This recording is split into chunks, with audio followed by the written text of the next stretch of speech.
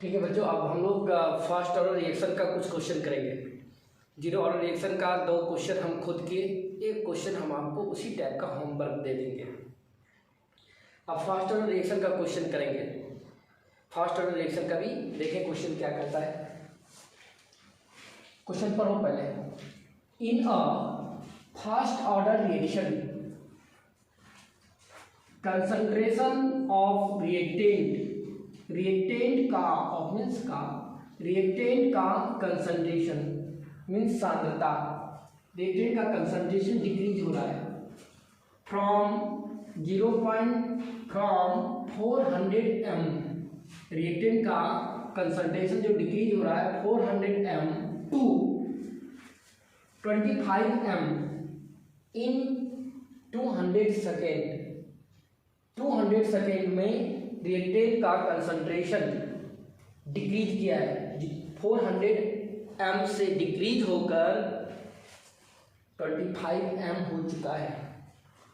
तो ये एक प्रथम कोटि अभिक्रिया में अभिकारक का सांद्रता, कंसंट्रेशन ऑफ रिएक्टेंट, अभिकारक का सांद्रता 200 सेकेंड में डिक्रीज किया है। कहाँ से कहाँ तक? 400 m से घटकर डिक्रीज कर कितना हो गया है? 25 m। रिएक्टेंट का यहाँ कंसंट्रेशन डिक्रीज हुआ है 400 m टू 25 m कितने सेकेंड में? 200 सेकेंड में। तो फिर से रिएक्टेंट का कंसंट्रेशन डिक्रीज हुआ है, कहाँ से? 400 m से। इसको C1 कहें या C0 कहें। जहाँ से रिएक्टेंट का कंसंट्रेशन डिक्रीज करता है उसे C1 कहते हैं या C0 कहते हैं। तो गिवन में क्वेश्चन दिया गया है C1 मीन्स C0 कितना? 400 m। रिएक्टेंट का कंसंट्रेशन 400 m से घटकर कितना हो गया है? 25 m। ये C2 बनेगा, जिसको कि आप CT कहते हैं। CT का वैल्यू कितना है? 25 m। कितना समय लगा है रिएक्टेंट का कंसंट्रेशन डिक्रीज करने में? क्योंकि रिएक्टेंट का कंसंट्रेशन डिक्रीज हुआ है 400 m टू 25 m। कितना समय लगा है डिक्रीज करने में? 200 सेकेंड लगा है। टाइम पीरियड दिया गया है, टाइम कितना? 200 सेकेंड। उसके बाद क्या बोला? In a first order reaction concentration of reactant का कंसंट्रेशन डिक्रीज किया है फ्रॉम कहाँ से? 400 m to 25 m in 20 second. Find rate constant. फिर से रेट कांस्टेंट पूछा है, लेकिन बच्चों अब की बार जो रेट कांस्टेंट को हम लोग डिनोट करते हैं के से। रेट कांस्टेंट जो अब की बार कैलकुलेट करने के लिए कह रहा है, तो हम पहले भी बोला जब भी रेट कांस्टेंट कैलकुलेट करने के लिए कहे जरूर एक बार क्वेश्चन में ऑर्डर चेक कर लेना चाहिए, किस ऑर्डर वाले रिएक्शन के लिए रेट कांस्टेंट पूछा गया है। अभी आपको फर्स्ट ऑर्डर रिएक्शन बोल करके रेट कांस्टेंट पूछा है, तो फर्स्ट ऑर्डर रिएक्शन का रेट कांस्टेंट फॉर्मूला यूज करेंगे। क्या होता है फॉर्मूला? फर्स्ट ऑर्डर रिएक्शन के रेट कांस्टेंट का फॉर्मूला क्या होता है? 2.303 log C0 बाय CT बटा मिट्टी। अब की बार रेट कांस्टेंट कैलकुलेट करने के लिए ये फॉर्मूला यूज करना है, क्योंकि फर्स्ट ऑर्डर रिएक्शन का रेट कांस्टेंट कैलकुलेट करना है तो ये फॉर्मूले काम करेगा। और जीरो ऑर्डर रिएक्शन का रेट कांस्टेंट कैलकुलेट करना है तो फॉर्मूला क्या यूज होता है? C0 minus CT bye T। लेकिन अभी आपको फर्स्ट ऑर्डर रिएक्शन का रेट कांस्टेंट निकालना है, तो रेट कांस्टेंट कैलकुलेट करने के लिए ये फॉर्मूला यूज करेंगे, ना कि ये। हाँ, जीरो ऑर्डर रिएक्शन का रेट कांस्टेंट कैलकुलेट करने के लिए फॉर्मूला यूज करेंगे। ओके, तो रेट कांस्टेंट कैलकुलेट करने के लिए फॉर्मूले यूज करेंगे। के पूछा गया K = 1। सेकेंड बिट में क्या पूछा? Find half life period. फिर से हाफ लाइफ पीरियड पूछा है। तो जब भी रेट कांस्टेंट पूछे या हाफ लाइफ पीरियड पूछे, दो में से कोई भी एक क्वेश्चन में पूछा रहे, जरूर पहले ऑर्डर देखना चाहिए। फर्स्ट ऑर्डर रिएक्शन का हाफ लाइफ पीरियड निकालना है, तो फर्स्ट ऑर्डर रिएक्शन का हाफ लाइफ पीरियड निकालने के लिए फॉर्मूला क्या होता है? 0.693 बटा में K। ये वाला फॉर्मूला यूज करेंगे, क्योंकि फर्स्ट ऑर्डर रिएक्शन का हाफ लाइफ पीरियड निकालना है। हाँ, यदि यहाँ बोलता जीरो ऑर्डर रिएक्शन का हाफ लाइफ पीरियड निकाले, तब हाफ लाइफ पीरियड का फॉर्मूला लगाते हैं C0 बटा में 2K। ओके, तभी तो यही फॉर्मूला यूज होगा हाफ लाइफ पीरियड कैलकुलेट करने के लिए, क्योंकि फर्स्ट ऑर्डर रिएक्शन का पूछा गया है। तो second bit T half equal to 1। तो निकालें 1 बाय 1। पहले रेट कांस्टेंट कैलकुलेट करें फर्स्ट ऑर्डर रिएक्शन का। बच्चों आप जानते हो फर्स्ट ऑर्डर रिएक्शन का रेट कांस्टेंट का फॉर्मूला क्या होता है? याद कर ले, 2.303 log C naught by C T बटा में क्या टी। पुट करो, रेट कांस्टेंट कैलकुलेट करने के लिए क्या चाहिए, C naught initial concentration reactant का प्रारंभिक सांद्रता C1 जो कि दिया गया है। सी नॉट की जगह पे कितना डालोगे 400, सी टी रिएक्टेंट का बचा हुआ कंसंट्रेशन कितना दिया गया है 25, तो सी नॉट की जगह पे 400 डालेंगे और सी टी की जगह पे 25 डालेंगे और टाइम चाहिए, टाइम क्वेश्चन दिया गया कितना 200 सेकेंड, तो पुट करके के निकाल लेंगे, लॉग को सॉल्व करना पड़ेगा। के तो k equal to 2.303 log C naught का वैल्यू कितना दिया गया है 400, सी टी कितना दिया गया है 25 बटा में टी टाइम कितना दिया गया है 200 पुट करें, इसी को सॉल्व करें, लॉग को केवल सॉल्व करना है। के इक्वल टू 2.303 लॉग, देखो ये कट जाएगा 16 बार में कट जाएगा, 25 गुना 16 करोगे 400, 16 बार में 400 कटेगा, तो लॉग कितना हो जाएगा 1660/200। तो के तो निकालना ही है 2.303। देखो अब लॉग 16 का वैल्यू पुट करना होगा, 2.303 इंटू लॉग 16, तो लॉग 16 का वैल्यू हम नहीं जानते, हम लॉग 0 से लेके 10 तक का ही वैल्यू जानते हैं। हमने आपको सिखाया था इस इक्वेशन में, जब भी मेरे लॉग का वैल्यू 10 से बाहर चले उसको सॉल्व कर करके 0 और 10 के बीच में लाना चाहिए।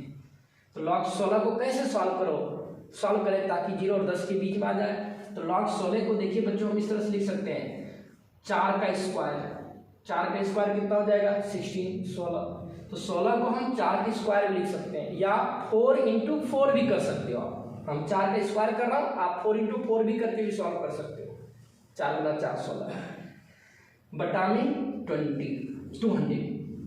ओके, तो जब भी लॉग का वैल्यू निकालें तो लॉग का जब भी वैल्यू 10 से बाहर जाए तो लॉग का प्रॉपर्टी लगा करके लॉग को सॉल्व करना चाहिए। जैसे लॉग 16 हम नहीं जानते हैं, तो log 16 को हम इस तरह से सजाएंगे ताकि 0 और 10 के वैल्यू 0 और 10 के बीच में वैल्यू आ जाए उसका। तो log 16 को हम लिख सकते हैं log 4 का स्क्वायर, log 4 का स्क्वायर होगा तो प्रॉपर्टी पे बैठ रहा है log m to the power n, तो याद करो log m to the power n क्या होता है n log m, n log m, तो इसको तोड़ देंगे, तो k 2.303 इंटू लॉग का प्रॉपर्टी लगाइए log m to the power n क्या होता है n कितना है 2, n log m का काम कौन कर रहा है 4, log m to the power n, तो क्या हो जाएगा n log m बटा में 200। आगे बढ़े, के तो के 2.303 इंटू 2 log 4, देखो अब log 4 का वैल्यू आप जानते हो, देखो 16 को हम log 4 के अंदर ले आए, log 4 पे ले आए, क्योंकि log 16 का वैल्यू नहीं जानते थे, log 4 भी कन्वर्ट कर दिया, तो log 4 का वैल्यू कितना होता है 0.60, याद करना आपने लिखा हुआ बटा में 200।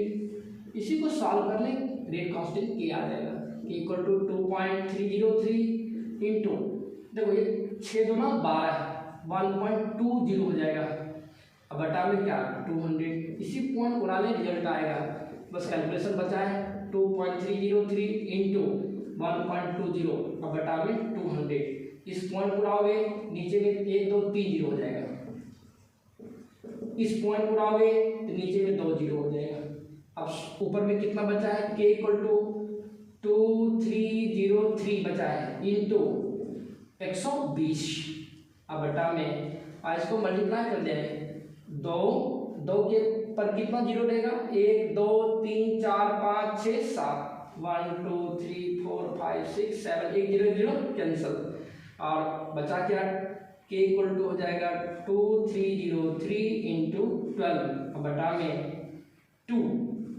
इंटू बच्चों 2 पे कितना 0 देगा 6 0, 1 2 3 4 5 1 2 3 4 5 6, हम इसको कटा सकते हैं 6 दूना 12, ऐसे ही कर लो पहले 2303 इंटू 12 बटा में 2 इंटू इसको हम लिख सकते हैं 10 का पावर 6, नहीं तो ऐसे तो लिख सकते हो ना जी, 2 पे 6 जीरो है तो 2 कलर कर देंगे, 6 जीरो कलर कर देंगे, 1 2 3 4 5 6 और करके के इक्वल टू कितना जाएगा 2303 इंटू 12 बटा में 2 इंटू 10 का पावर 6, इसको लिख सकते हैं हम लोग, कटा दें 6 बार में कटेगा, दिस इंटू दिस अब बटा में दिस, तो कितना हो जाएगा के देखो इसको 6 18 का 8 हाथ में 1 1 6 18 8 1 6 2 12 1 13 बटा में कितना 10 टू दी पावर 6। ऐसा कर लो 3 जीरो से इसको कम से कम डिवाइड कर दें, स्टैंडर्ड वैल्यू में आ जाएगा, 3 जीरो को छोड़ दें, हम इसको लिख सकते हैं के इक्वल टू 1 तीन अंक के बाद दशमलव दे दो, 3 अंक के बाद दशमलव यदि पड़ता है तो 3 जीरो से डिवाइड हो जाएगा, नीचे में 6 जीरो है, 3 जीरो से डिवाइड होगा, 3 अंक के बाद दशमलव आ जाएगा, 3 जीरो तब पर ही बचेगा, तो कितना आ जाएगा 13.818 इंटू 10 का पावर, नीचे में 3 बचा तो ऊपर लेके जा सकते हो 10 का पावर -3 और करके लिख सकते हो के इक्वल टू 13 पॉइंट इसको अप्रॉक्सीमेट करके 13.9 इंटू 10 पावर -3 रेट कांस्टेंट आ गया किसका फर्स्ट ऑर्डर रिएक्शन का।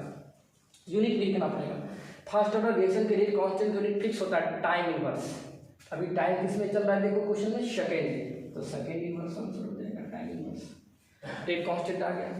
अब आगे हाफ लाइफ पीरियड के लिए, सेकंड बीट में क्या पूछा है half life period, rate constant भी पूछा है और उसी क्वेश्चन हाफ लाइफ पीरियड भी पूछा है किसका फर्स्ट ऑर्डर रिएक्शन का।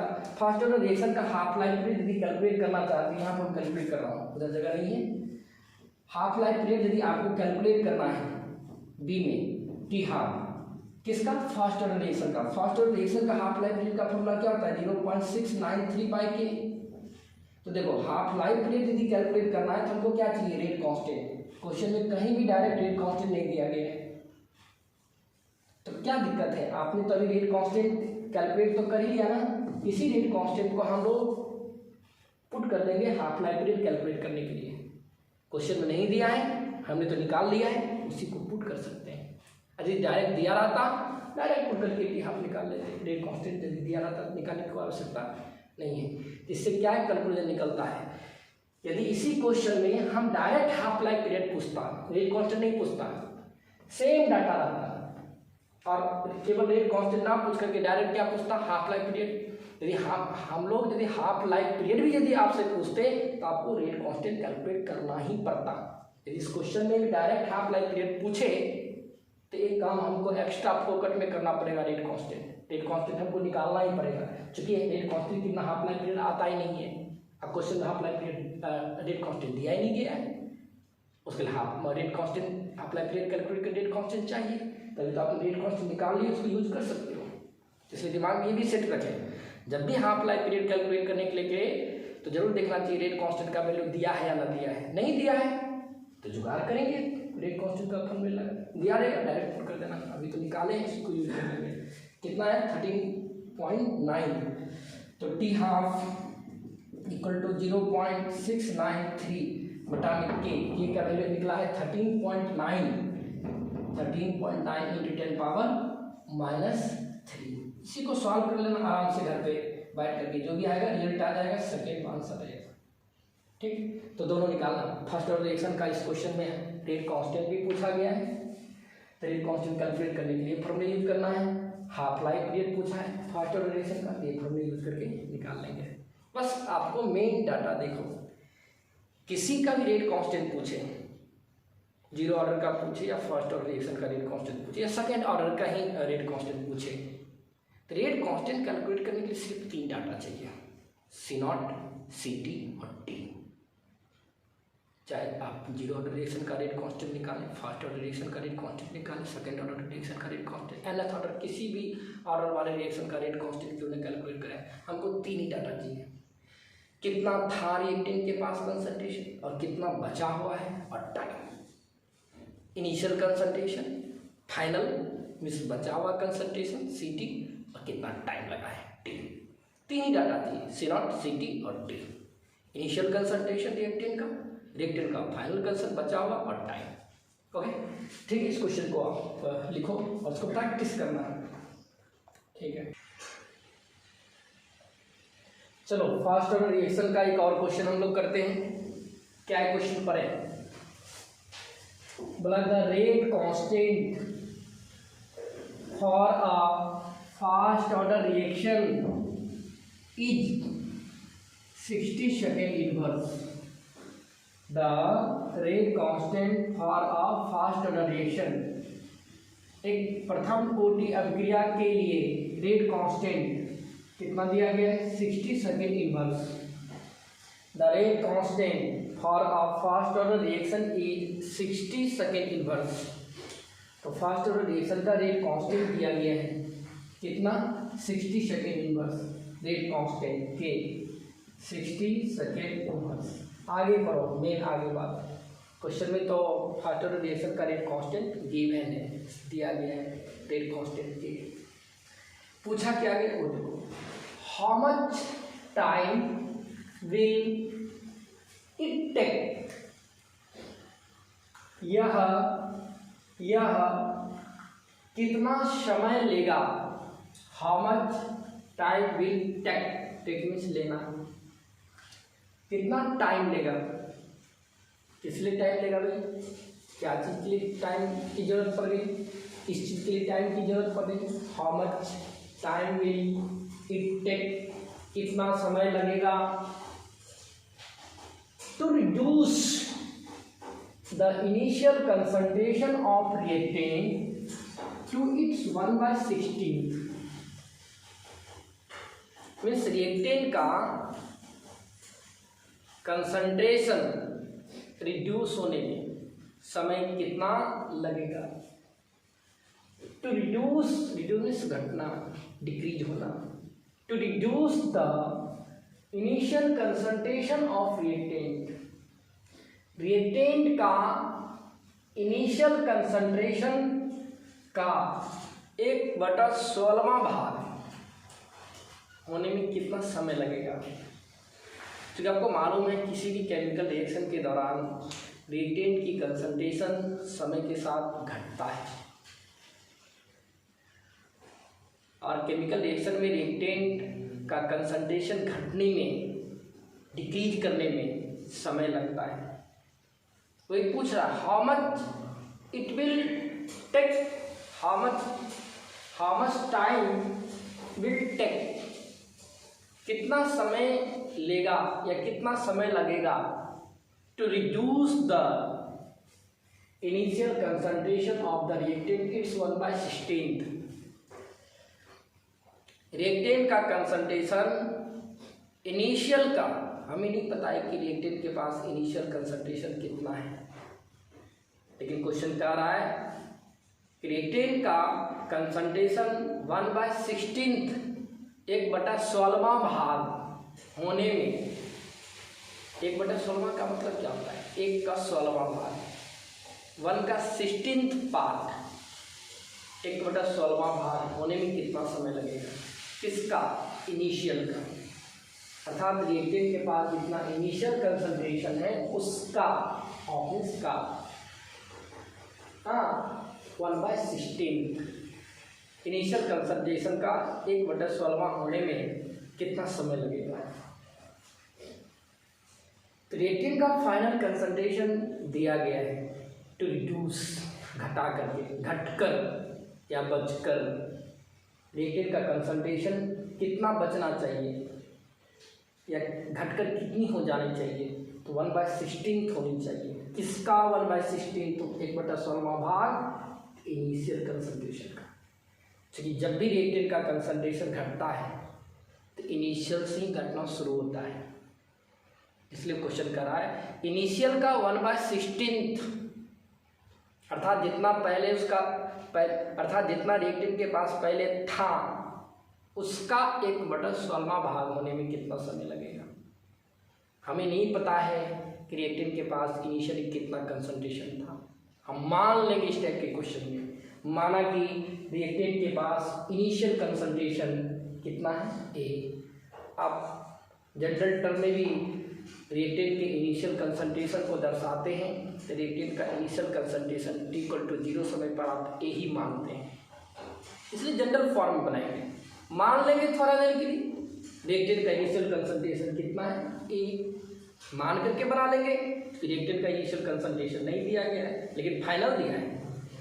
यदि बच्चों रिएक्टेंट का कंसंट्रेशन घटकर 1/16 हुआ है, इसका मतलब है इनिशियल कंसंट्रेशन उसके पास कुछ न कुछ रहा होगा, तभी तो उस रिएक्टेंट का कंसंट्रेशन घटकर 1/16 हो गया।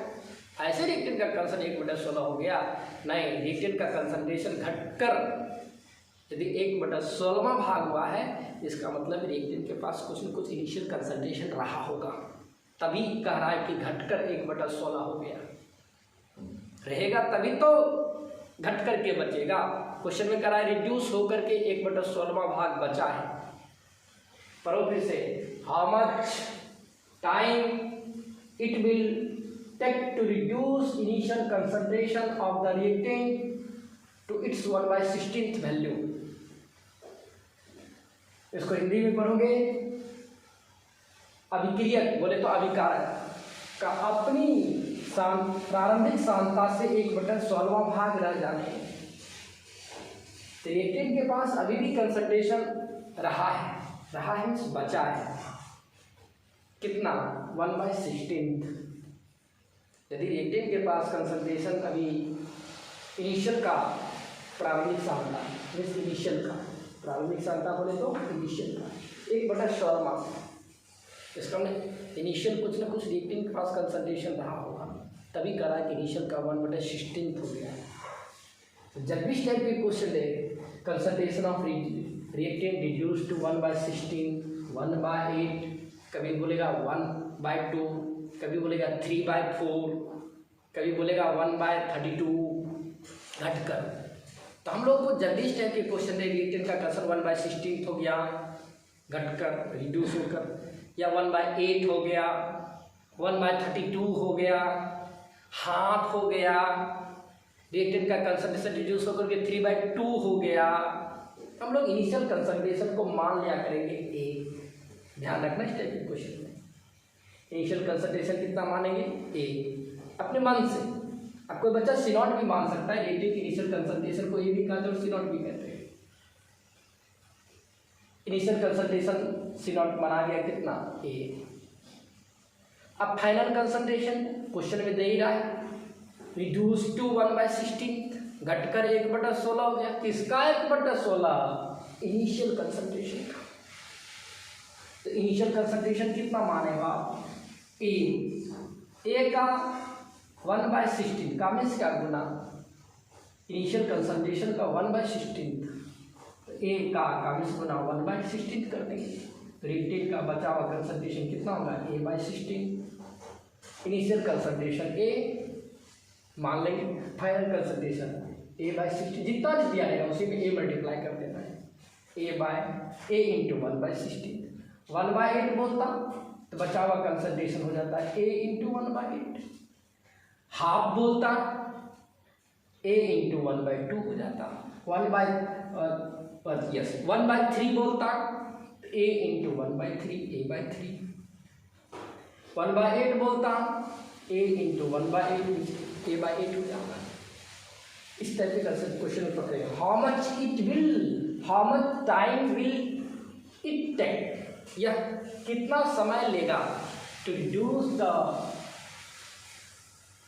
Reduce the initial concentration of reactant it's 1/16, इसका 1/16 भाग होने में कितना समय लगेगा। तो टाइम पूछा गया है।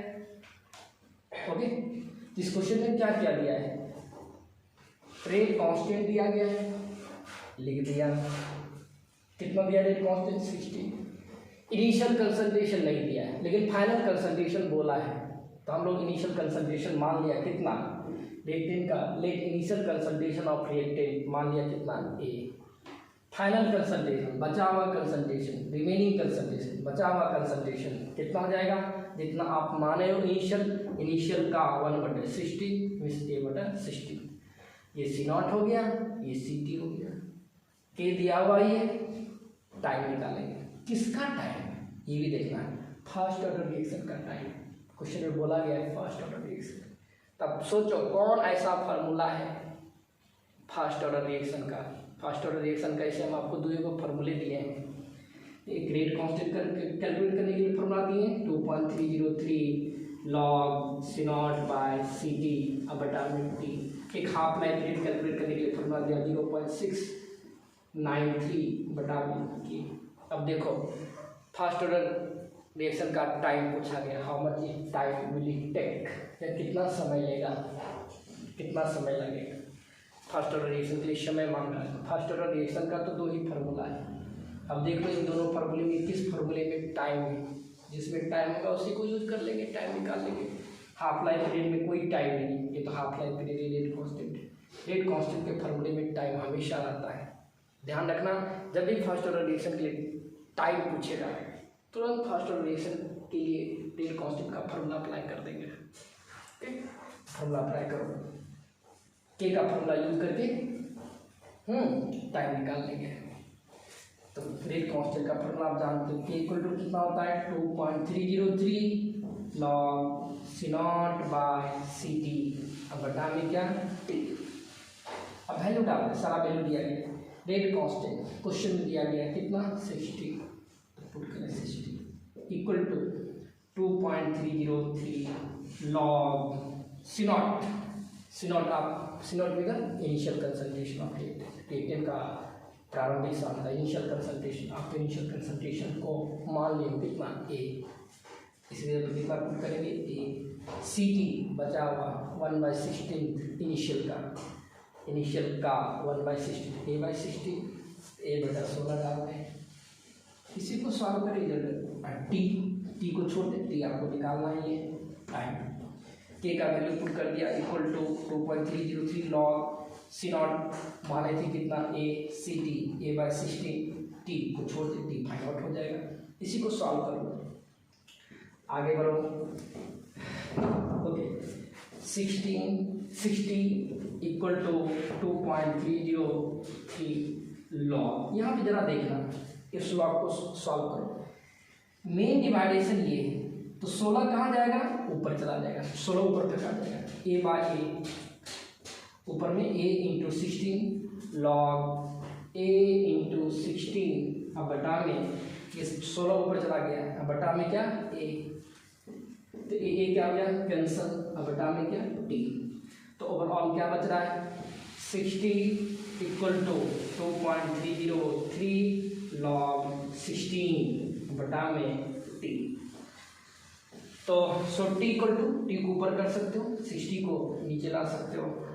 तो टी इक्वल टू टी को ऊपर करना, 7 को नीचे कर दे रहा हूँ 2.303 लॉग 16 बटा में 60। So T equal to 2.303 into log 16 नहीं जानते हो तो 16 को 0 और 10 के बीच में ले आओ। कैसे लाओगे 2.3 लॉग 16 को हम लिख सकते हैं 4 का स्क्वायर 16 हो जाएगा बटा में 60। इसी को सॉल्व करिए रिजल्ट आ जाएगा टी इक्वल टू 2.303। देखो यहाँ पे लॉग 2.303 लिख दिया मैंने, log m to the power n पे इसको ब्रेक कर दो। Log m to the power n क्या होता है n log m, m का काम कौन कर रहा है 2, प्रॉपर्टी लिखाया हुआ है n log m, m का काम कौन कर रहा है 4। अब log 4 का वैल्यू डाल देंगे बटा में 60। तो t equal to 2.303 into 2 log 4 का वैल्यू आप जानते हो 0.60 पुट कर दो बटा में क्या 60। कुछ नहीं करना घर पे, इन तीनों को गुना कर देना, 60 से भाग दोगे जो आएगा वही टाइम हो जाएगा, वही आंसर हो जाएगा। किसमें टाइम चलेगा देखो, रेट कांस्टेंट सेकंड में दिया है तो टाइम आपका सेकंड में आ जाएगा। ओके ठीक है, इसको लिखो।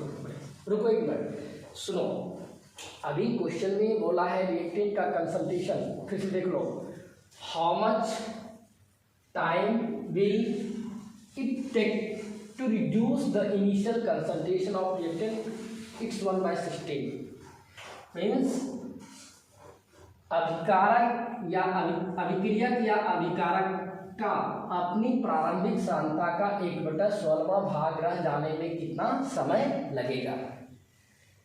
कभी क्वेश्चन में बोलेगा, अभी जैसा कि इस क्वेश्चन बोला 1/16 घटकर हो गया, रिड्यूस टू। कभी बोलेगा 1/8, तो 1/8 कहेगा तो यहाँ 1/8 करना। इनिशियल कंसंट्रेशन हमेशा लेके चलेंगे ए, और जितना क्वेश्चन में कहेगा ए का उतना कर देंगे। 1/16 बोला, ए का 1/16। कभी 1/8 बोलेगा तो यहाँ A/8 हो जाएगा, बस ये चेंज होगा। C0 की जगह पे ए डालेंगे, CT की जगह पे कितना डालेंगे, 1/16 बोला है तो A/16। 1/8 बोलता, यहाँ ए ही रहता, यहाँ A/8 हो जाता। यहाँ 1/32 बोलता, ऊपर में ए ही रहता, नीचे हो जाता CT की जगह पे A/32। हाफ बोलता, हाफ, ऊपर में C0 की जगह पे ए ही रहता, CT की जगह पे A/2 हो जाएगा। मान लो 3/4 बोला, रिड्यूस होकर रिएक्टेंट का इनिशियल कंसंट्रेशन C0 ए ही मानते, CT कितना हो जाता, A का 3/4, A का 3/4, A का गुना 3/4, तो 3A/4 कर लेते हैं। CT बस लॉग को सॉल्व करके आंसर किया है। हो जाएगा। इस टाइप के क्वेश्चन को सॉल्व करना, 1/16, 1/32, 1/8, इसी तरह के क्वेश्चन देंगे। ठीक है, ओके, इसको लिख लो।